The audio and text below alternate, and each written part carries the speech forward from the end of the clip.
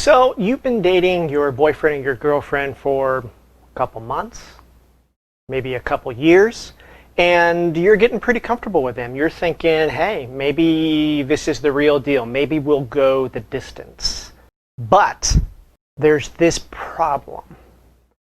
Your friends and your family hate your boyfriend or your girlfriend, and they say nothing good about them. Now, I know that I've said in the past that you should get married for your own reasons. You should just listen to yourself. Why you wanted to get married was important to you, was your reasons, not your friends, not your family, not your religious leaders, not, the horoscopes in the newspaper.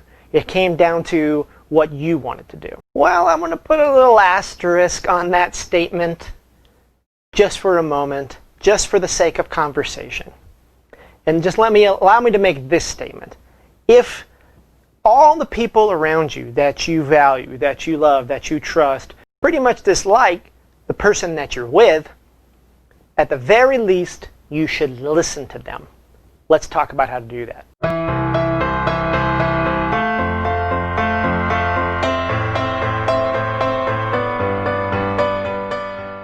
Hi, I'm Alex Blassingame. Let's get down to brass tacks. Your friends, your family don't like who you're with, the person you're thinking about getting married to, so what do you do? Now, when I was thinking about this, I thought a younger me would say, go to hell and just move on. I'm going to do what I want to do.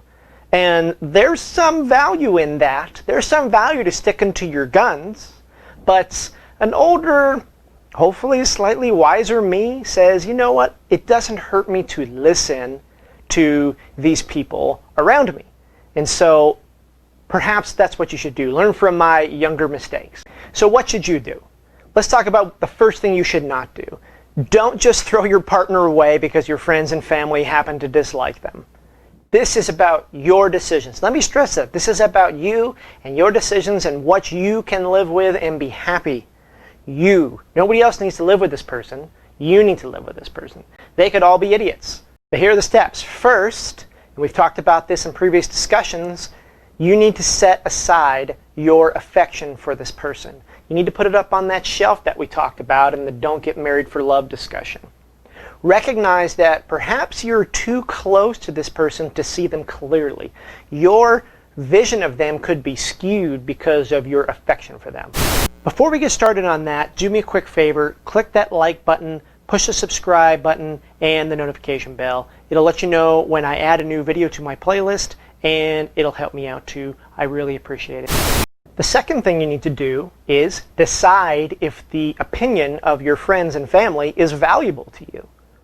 I'm going to assume it is because they're your friends and family, and hopefully you value them on some level. Hopefully you value at least one person in your life who's not your boyfriend or your girlfriend that you can talk honestly to and who will speak honestly to you.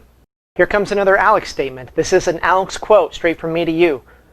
We have friends to tell us when there are boogers coming out of our noses. What the hell am I talking about there? Why am I talking about boogers? This is what I mean. Your friends will be honest with you. They will tell you if you are doing something wrong, if there's something wrong about you. How many times have you been walking around and you look in the mirror and, oh, I got a little something coming out of my nose, and you've probably been like that for an hour, and all your coworkers saw it, and people on the street saw it, and they didn't say anything to you. They weren't helpful to you. They weren't honest with you. A real friend will tell you, they say, hey, buddy, you got a little something right there. That's a person whose opinion you want to value because they're giving you their honest opinion. They're telling you. They're calling you out on your BS. Those are really great people to have around. Hopefully they're smarter than you. All my friends are smarter than me. Those are people you should surround yourself with. If you can do all that, if you can get to this step, then the last step is simultaneously the easiest and the hardest step. Right now, all you need to do is go to this person that you trust, this trusted friend, or your mother or your father or your uncle, whoever it happens to be, and you need to just say, what's your problem with Bob? Why don't you like Judy? And then the hard part comes now. You have to listen to them and not react defensively. Because I know if somebody started bad talking my wife, the first thing I want to do is say, well, I'm going to start cursing at them maybe, or I don't know. I'm going to just clench up and I'm going to start reacting to what it is that they're saying, right? That's going to be my first reaction. This is this person that you have affection for. This person that you're talking to is bad-mouthing them, and now I have an issue. So control that. Think it in your head, but listen to what it is they're saying and try not to react to them defensively, because otherwise you're not going to get the input that you desire, and why even ask them for their opinion at all? This will take some self-control. Listen to what it is that they're saying, and then take notes. Take them in your head. Take them on a piece of paper. Listen to what this person's saying. Listen to what they're telling you about your boyfriend or your girlfriend. Take that information and put it in the mix as we go down our marriage decision path. And when it comes time to sit down with your partner and get down to the brass tacks and get out your worksheet and say, these are the things that I have, these are the issues I have, discuss this. This is how my friends, this is how my family see you. This is how they're reacting to you. Have you noticed that? This is what they're picking up from you. Now, this could be a really fantastic thing. It probably will be. Because, for example, the problem that your friends and family have with your partner could just be a simple misunderstanding. What if your partner is just immensely shy? I'm immensely shy. I don't do well with people. And so that could be interpreted as being superior or being aloof or being disinterested, when really the person's just shy and they don't know what to say. Right? They're very nice. You know them differently because you're probably sleeping with them, or you're going on dates, or you're doing whatever it is you're doing together, and they're comfortable with you, and so they open up to you. On the flip side, and also a positive thing, maybe your boyfriend or girlfriend is a jackass, and you just can't see it because you are dazzled or whatever it is that you have going on, and you really can't see all the jackass things that they're doing. Maybe they're not doing them to you, but they're doing them to a bunch of other people, and that'll give you a little insight into them as a person. And you can decide, hey, we're going to wave off. I actually found out these things about you, and I've independently verified them, and I see you in a different light now, and you really aren't the person for me, and I'm out. Have a good life. So listen, but make your own decisions. Now, before we get done with this topic, I want to give you a couple words of caution.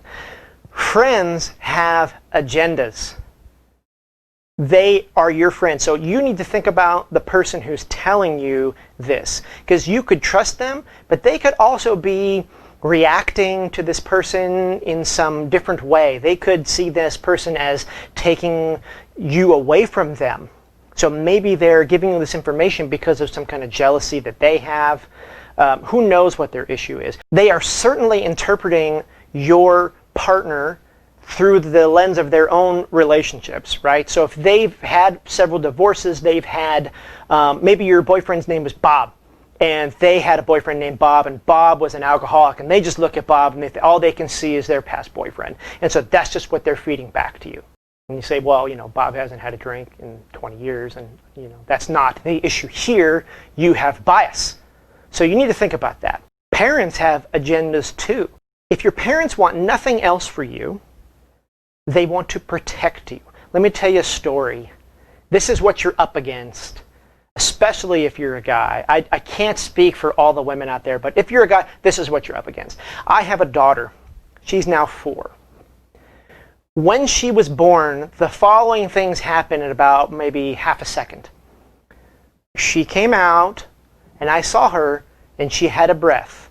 And instantly, it was like the Grinch heart growing 5 times in a second, right? I mean, all my love in the world just quadrupled or quintupled at that moment because of this little girl. The second thing, she was maybe 2 breaths in, and my heart broke in half because my next thought was, someday she would leave me and go live with some other guy. Which sounds unreasonable, but I know all the dads out there probably had a similar experience. And then right after that, maybe by her 3rd or 4th breath, my thought was, no other guy will ever be good enough for my daughter. She was 4 or 5 breaths in. That's what you're up against as a parent. So when your parents are telling you things, you need to understand that. You are always that little baby that they want to protect, that they want to hold. They're always worried about you, and they always want what is best for you. My parents are 1,000 miles away from here, And they're afraid for me right at this moment, and they want what's best for me, even though if they're not aware of it on a conscious level. I'm concerned about my kids because they're not in the room with me right now, even if I'm not aware of it on a conscious level. So that's where your parents are coming from. So it's a mixed bag.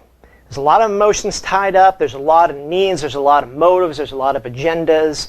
You don't need to buy into everybody's agendas. You don't need to really figure all the people in your life out. All you should really do is figure out who you trust, listen to them, and then use that information along with your own experience to make a decision about your boyfriend or girlfriend. That's all you need to do.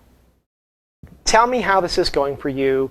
Let me know if you're having issues separating what your friends and family would like versus your own experience with your partner.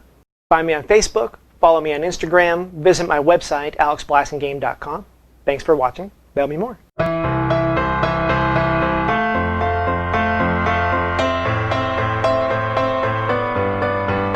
They could all be idiots. I have like these arrows. I'm like, oh, say this, and then oh, I thought of this. All right, arrow over to here, you know. It's like a Chutes and Ladders game.